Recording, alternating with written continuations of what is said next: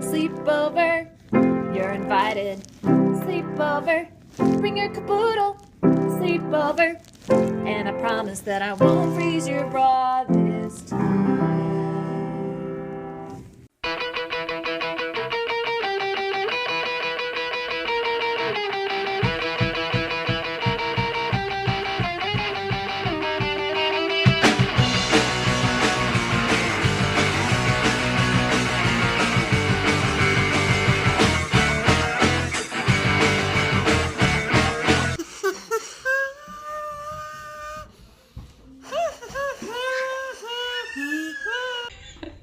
Okay, Kate, I'm rolling. Are you ready? Yes, I'm rolling.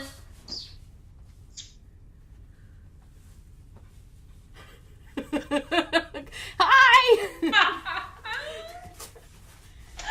Forget about it. So, This is my fork costume from Halloween. you said you were gonna wear it. But you forgot about it. I'm not surprised. Oh wow, it's unforgettable. All right, so that's one pun to one pun. Let's see Okay, we'll keep it. how far we can get. Does I think we might be done. it have to be fork related? Yeah. All right. Okay, no, I'll take any cutlery references. Okay. We used to have a variety of non-jokes from the Indian restaurant in Bloomington, as I recall. Yes, they were a source of non-humor. Nonsensical. They made some sense, but they weren't funny. Like, we'd be fighting and somebody'd be like, guys, this is a non-issue. Well, it's nonsensical. Oh, I caught up. All right, now we're 2 for 2, right? Now I've sold my house. Yes. We're moving to Des Moines. There's a Vietnamese restaurant called A Dong. So if you want to work that into the show somehow, we'll do that as a tribute to Des Moines. You got it. Hey, is it okay if I take this off now? It's actually not super comfortable. Won't you be my neighbor? Won't you please? Please won't you be? It's my Mr. Rogers sweater. You'll have things you want to talk about. I will too. Have you seen Daniel Tiger, the spinoff? No, that sounds... Tiger's Neighborhood is a cartoon in which, I can't remember, the little tiger from Mr. Rogers has had a son. So it's all like the second generation of those characters. Interesting. Yes, but the creepy part is that Daniel Tiger, the son of the original tiger, he only wears a hoodie, it's no pants. You don't question it until they do this like throwback to the original show where at the end of the episode he's like, taking off my hoodie. You don't worry about it at all until he starts taking it off. And you're like, I don't know, is he naked now? Well, look, tigers are always completely naked. This one just gets chilly sometimes and needs to wear a sweatshirt, but it's not for Adam and Eve, I'm embarrassed, covering up something dirty. It's just like, I'm a tiger and I've caught a bit of a chill. This isn't Africa. This is America. I'm riding on a trolley all day long with the wind in my hair. Hey, speaking of Adam and Eve. 2 of our favorites. I'm just going to throw out 2 words for you. Biblical violence. What was the first one? Biblical violence. Ooh, okay. I was watching a preview for like a movie and it was some sort of like Bible story. And you know how they have those, TV 14s? And then it'll say L for language, V for sex. No. V for violence, S for sex. It'll say Y. This one had said biblical violence. Wow. There's some really violent... Okay, so is there actually a family of, stay-at-home religious folks who it's okay to watch people beheaded and blah-de-blah? I mean, are they looking for, biblical violence, so... That's like, isn't biblical violence the same? What makes biblical violence different than violence? This is what I could not sort out in my head. Because it's historical. Wait, no, but there could be movies that were historical with just regular old violence. Regular old violence. But maybe you're right. Maybe biblical. This is tough conversation. Maybe biblical violence does give people a reason, the ability to watch like a PG-13 movie. Okay, kids, there's violence, but it's biblical. So that was my speaking of. My episode 6 says, wear fork costume, don't tell Kate. I was just listening to the podcast of last week, like yesterday, in which you threatened to wear the fork costume and thinking, I can't wait to see that fork costume. And then I have one more idea for a future bit we might want to do. It's called Serious Conversations at Rock Concerts. Where we take like a really like serious part of a scene from something, and then we, Kate! Tibble flew Mercutio! Oh, Mercutio's first Maybe that's just funny an idea, but... Yo, the name is Batty. The logic is erratic. Do you remember Ferngully? I used to know all of that rap. It's Robin Williams. The name is Batty. The logic is erratic. Something of a lump stored in the attic. I rock and I ramble. My brain is scrambled. Look like an animal, but I'm a mammal. That's what it is. Wow. It's no Fresh Prince of Bel-Air rap. I've got that one down. It's no big fries McBLT, a quarter pounder with some cheese, a hamburger, a cheeseburger, or something.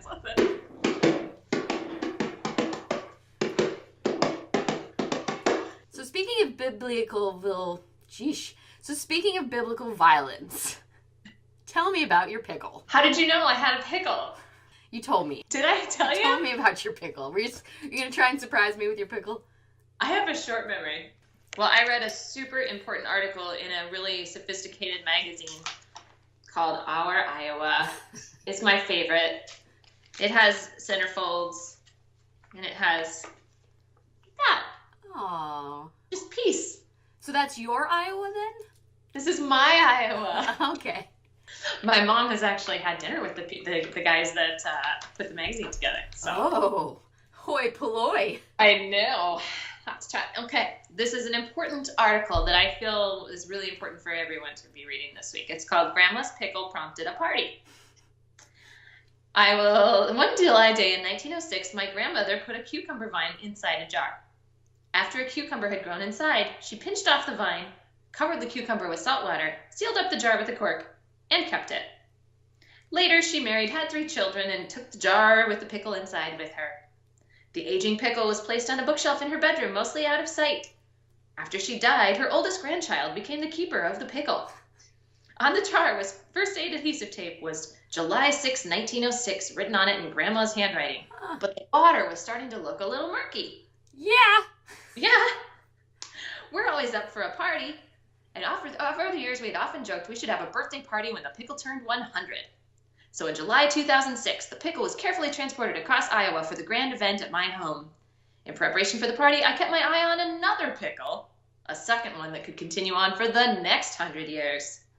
The young pickle was liberated from its vine and placed in a new jar. Grandma's 100-year-old niece, who was 6 months older than Grandma's original pickle, had the obvious honor of covering the new pickle with salt water before the jar was carked.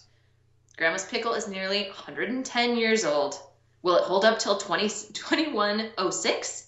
We don't know, but if it does, we sure hope our descendants will have another party for both well-preserved pickles. Wow. There are with original pickle and youngin' pickle. Wow. Okay, I just have a few questions. I thought you might. So the sister, Grandma's sister, who pickled the second pickle? Yes. Had she also been soaking in salt water for 100 years?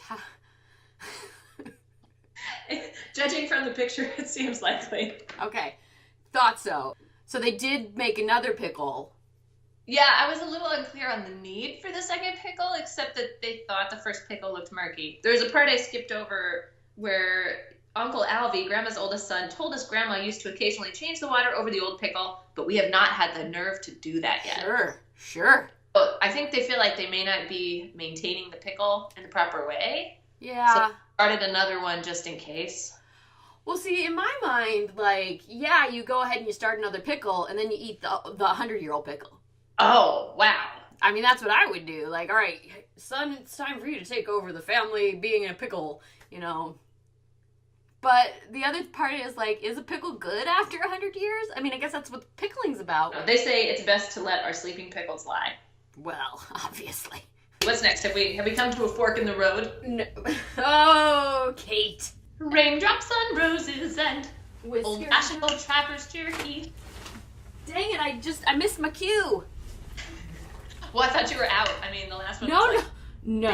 I was out, okay, but many days have passed. Because they're big bags, and so I go to the gas station, I buy 2 of them, and they're like, this girl must be crazy. And it's like, the whole reason I bought the beef jerky in the first place is because I live in Minnesota, and I've got like this emergency preparedness kit in my car. Like, if something goes down, I want to have a pound of beef jerky.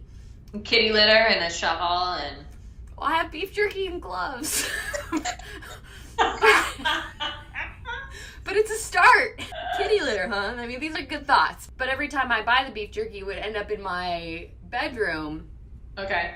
And then it would end up in the show, and now it's become a staple of the show. So you had to buy 2 bags, one's for the car. One's in the car, and one's, oh boy. Aha! So if you were to like be stranded somewhere on your way to see David Duchovny, old trappers, old fashioned beef jerky, it's the oldest. What's so great about this beef jerky? My keyboard has some things it wants to say. What's great about this beef jerky is that it's the cheapest at the gas station for the ounces. Yeah. I like picturing you like comparison price shopping. 12.5 ounces for $1.53. Because my favorite beef jerky is the Oh Boy Obierto pepper beef jerky. That's the best kind. And then when I lived in Seattle, there was the I went to the home of it.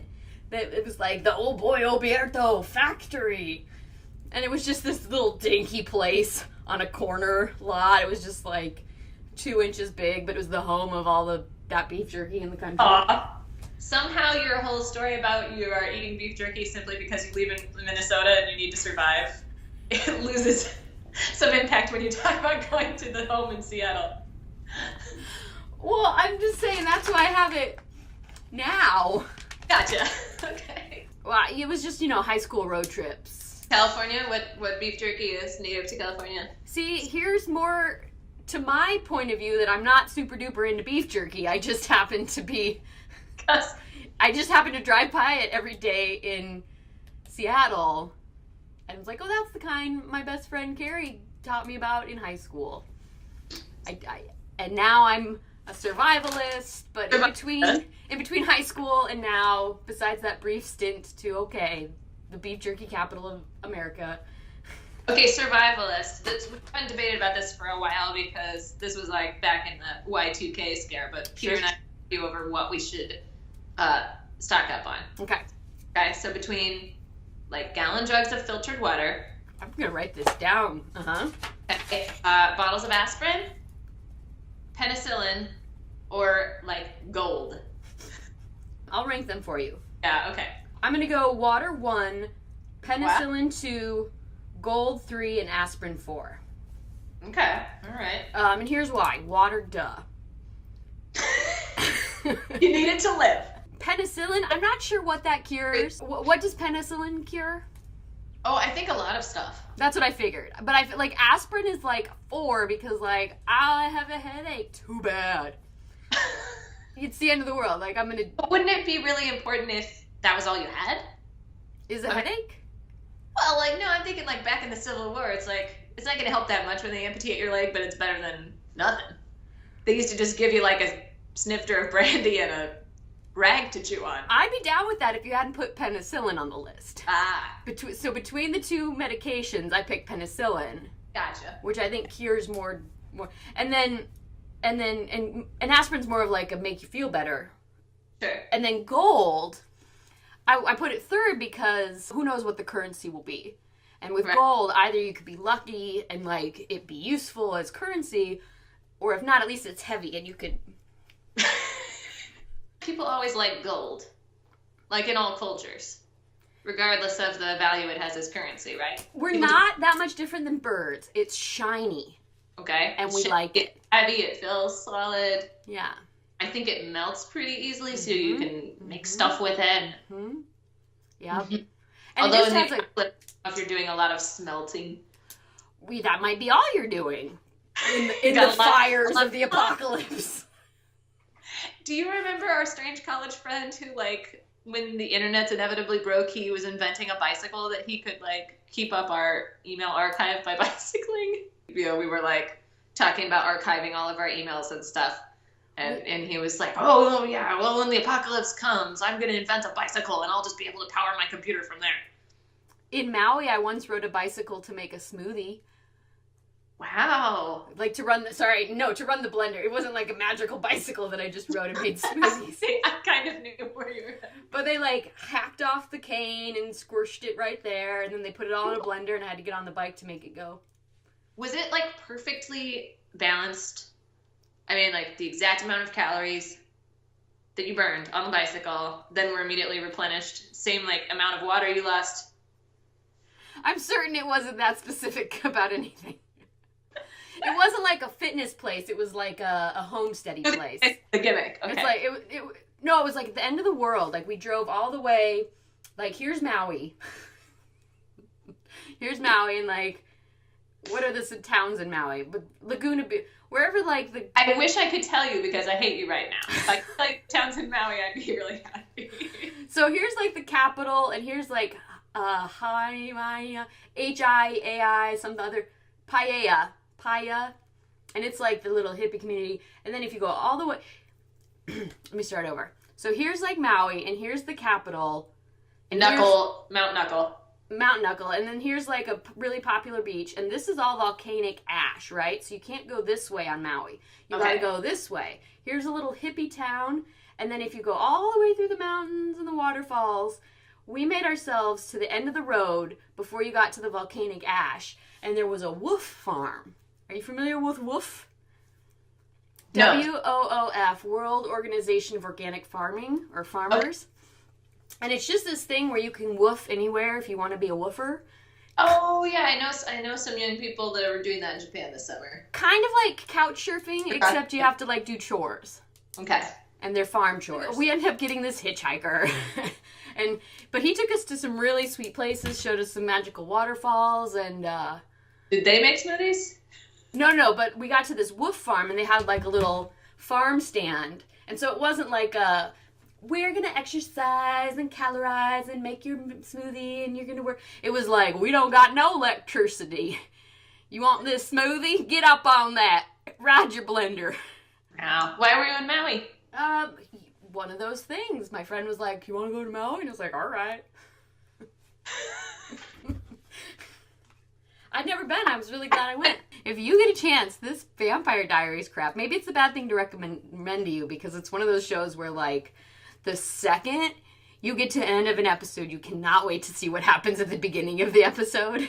Hey, you're the second person because my friend Rachel and I have similar taste in, like, terrible TV, and she was, she's really hooked, so... Oh, I mean, I just started since last podcast. I think I'm on season 3. Like, oh boy, how does it compare to like Teen Wolf or?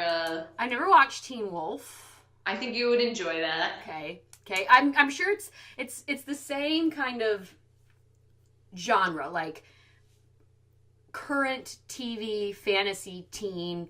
Because like Buffy the Vampire Slayer was sort of fantasy teen. Supernatural, but it was like 90s, early aughts of that, so it had a real like they were the innovators of that genre in much the way that the X-Files was. Speaking of the X-Files, Marie.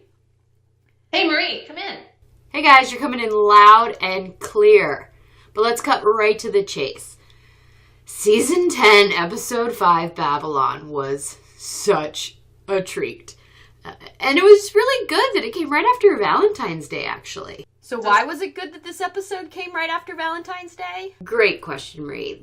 Chris Carter wrote this, I'm assuming, as a love letter to the fans. Not only with cute allusions to the original series, like Scully saying to a knock on the door of the basement office, nobody down here but the FBI's most unwanted, which is what Mulder said to her. The first thing Mulder said to her in the pilot, and then Mulder looks at her like, and she's like, I've been waiting 23 years to say that. And he brought back some fan favorite characters, the cigarette smoking man, the lone gunman, Langley Byers and Frohickey, who died in the original series, but he brought him back in a great way that's totally believable. Mulder Mulder took mushrooms, and they showed up in his mushroom trip.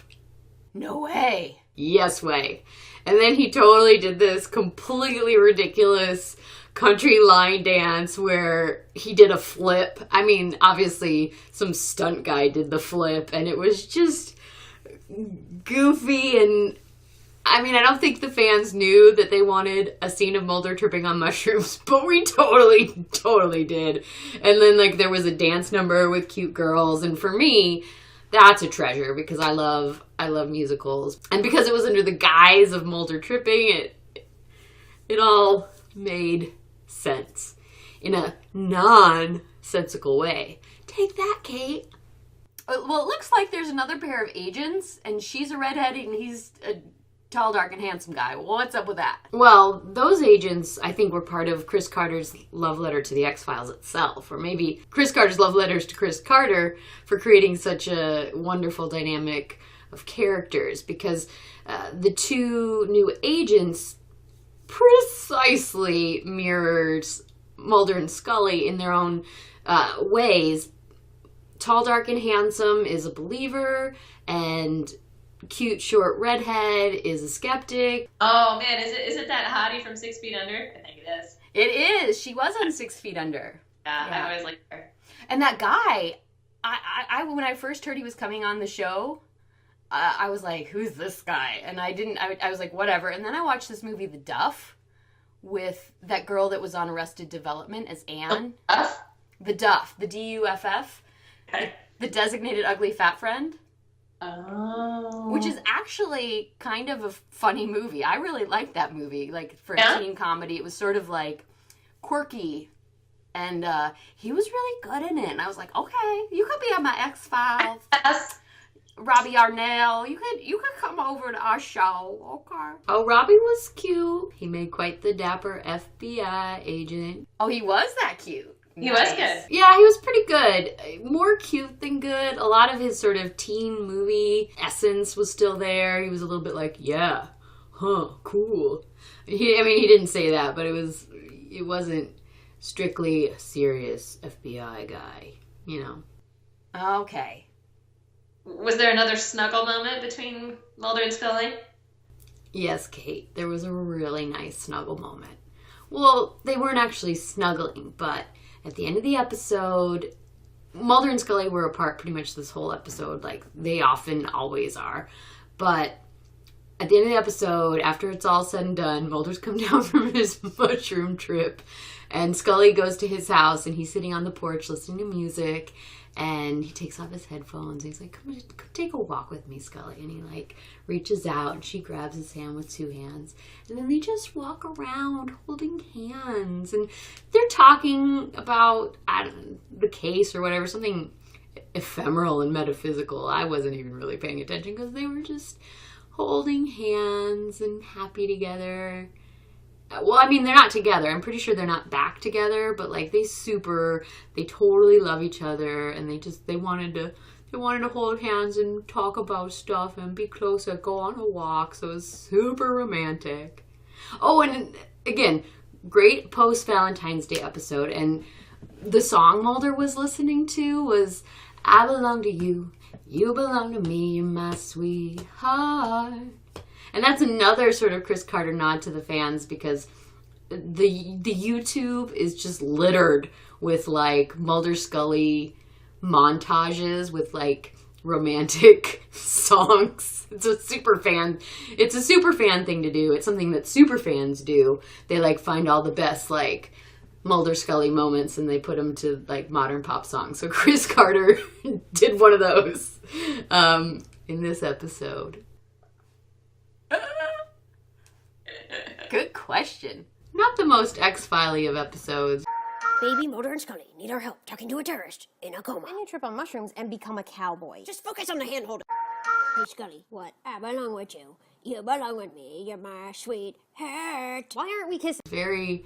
I think Chris was more dealing with like the times and how Mulder and Scully fit into the world of today, and because mushroom research is a thing now. Like they're actually really are taking mushrooms and giving them to terminal patients to help them really deal with their own grief and mortality. And it's actually been really, really working. So it was a kind of a far out thing for him to have Mulder do. I mean, obviously Mulder's the kind of guy that always has wanted to do mushrooms, and to do it under the guise of solving cases.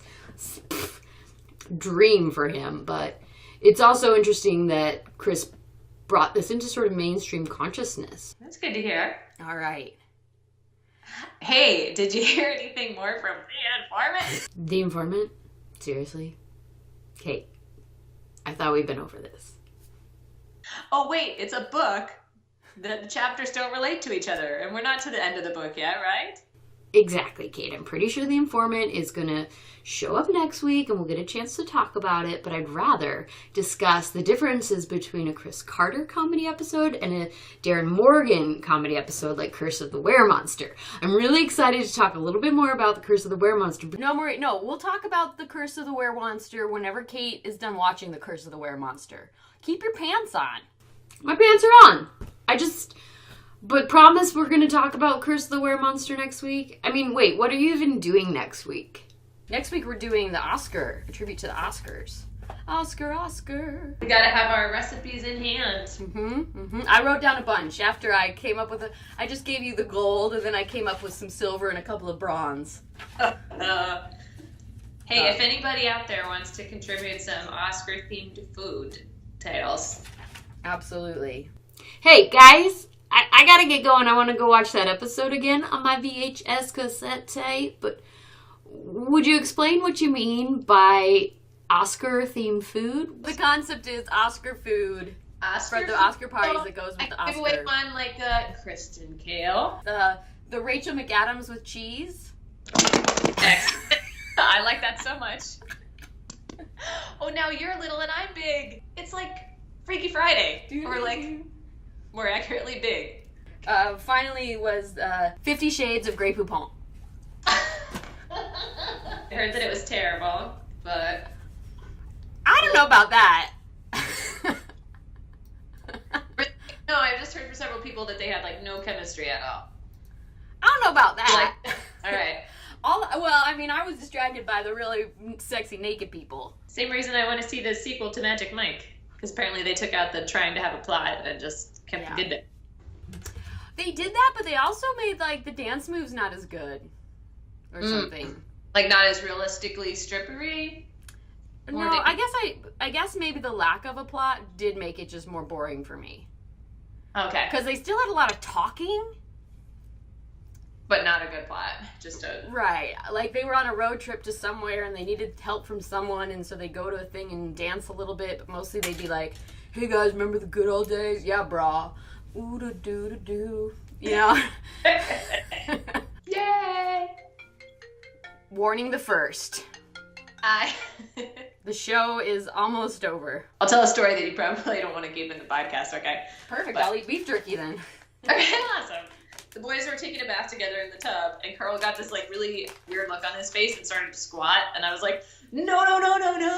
And I dove across the bathroom with my hand out like a mitt, and I caught the entire poop, pulled it out, one-handed into the toilet, other hand wiped his butt before he sat down, which saved me like at least an hour of people crying and wet and standing there while I emptied the tub and I washed the tub again and I got them back into the tub and maybe I shouldn't have been eating beef jerky for that. And what made me laugh about it was I was just like so proud of myself before I was even discussing. Well, that's like the World Series moment of parenting, right? Like, when you're with the knife, everybody's still happy. You do a lot of things for what my mom calls the jollity of small nations. She is going from Redondo Beach to LA to stay with WWE wrestler Eve Torres because she's having the life that I should be having. It's a world of laughter, a world of pretend punching. Speaking of that, what? So I've done a little research in Des Moines Performance Opportunities. They have a place where there is a fake wrestling that meets, and then there's a poetry night that meets. And then those people started, Venn diagram like this. I feel like the wrestlers would have kicked the poetry's asses. But they're like friends? Do they like have poetry wrestles? I believe there's a bar, and the two social circles started melding, and now everybody is friends. That puts a whole new spin on the concept of slam poetry. Bam! Found it. Haiku headlock! Okay, all right, this is it. This is the bit. Here we go. Right. Pro wrestling haikus. You must go down now. My might is stronger than yours. Eat my fiery dust. Nice! All right, what's yours? Boom! He said I couldn't, but here I am again today. Now we'll see who's the best. Oh, next time. What? Poet wrestler names. Yep. The University of Wisconsin apparently has been predicting presidential winners since like the 1970s. And with the sole exception of the vice presidential nominate pick, when John Edwards had that thing. Yeah. Which we didn't know was coming, you know. You know, you just don't know that was coming. They have predicted everything. He knew it was coming. He knew it was coming. They predicted every presidential election successfully since the 1970s. Wow. And they picked Bernie. So, in my mind, like, I know you've been stumping and I've been sort of inactive. I've been doing much. I've been getting a lot of texts from the Hillary campaign. I mean, there wasn't 24 hours between please, please, please caucus to give me $1. There was one that was like, there's no way to deny it. I got my ass kicked in New Hampshire. Oh, is she not doing good then? She did not do well. She did pretty poor. I think it was something like 39 to 54 in New Hampshire. But overall, is she still holding strong, or is it looking Bernie? That's the one we've had. It's just Iowa, New Hampshire, South Carolina's next. It was kind of the home team advantage. He's from Vermont. It was expected that he was going to do well. Sure. There's a lot of weird metrics too, like the person with the shortest name always wins. The shortest, easier to pronounce name. And the person who's the tallest. Clinton, Bernie Sanders. Oh. That's pretty short. And then Bernie's probably taller than Hillary. Yes. Bernie's gonna win! Bernie for the shortest named tallest person. He's got her on both counts. Forget about political viewpoints. No wonder we haven't had a female president. It all makes sense. Somebody give me Tyra Banks on the phone. Tyra, girl, we need you to go be president. You're America's next top role model. Politician. I'd vote for Jane Lynch. Or that really tall woman on Game of Thrones. She'd make a boss president. Who else is tall? I'm coming up with women's NBA, and that's drawing a blank. Sorry, ladies. Sorry, lady athletes. Not Scully. She's pretty short, huh? You said she had to stand on a box or something. She has to stand on the box. Was it called Final Repose or? Clyde Bruckman's Final Repose. Yeah. That was great. It won an Emmy. Wasn't that neat? It was. I mean, in the ending, like I cried. I wasn't expecting to cry at the X-Files, so that was what I great. love about it. That's what I love about that, it. That actor was so fabulous. So Yeah, Peter Boyle. yeah. Everyone loved Raymond. He was the dad on Everyone Loves Raymond. Oh right. I forgot the actual funniest line from last week's episode. The actual funniest thing I think was Scully, and she's like, I forget the context, but she's like, "You're a dark wizard, Mulder." He's so not. He's like Mulder the Brown. He hasn't gotten very far up the wizarding. Is there something below brown? Hazel. Mulder the Hazel. It's like brown and green kind of smushed together. I know you've got a lot on your list, but at some point stick Humbug on there. The circus freak one. Oh, okay. Yeah. I'll get you through all of the Darren Morgan ones, and then I'll let go of it forever. Okay. Postmodern Prometheus! I'm glad that you've been watching on my behalf and enjoying it on your behalf. And last week I've been watching little bits of The Were Monster, and I have watched quite a bit of Grease, which the highlight so far is Boyz II Men, hands down. That guy, the bigger guy of the three, is like, I'm on TV again. This is my chance to shine. It's like you're somebody. As a singer myself, it's just like really fun to see somebody going, yes, this is it. Have you been enjoying it well enough? Like, what do you think about the actors, the sets? You know, Aaron Tveit, I'm probably going to screw up it.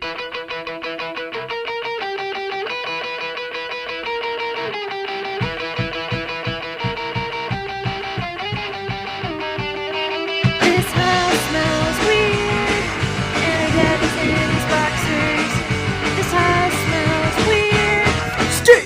Bang!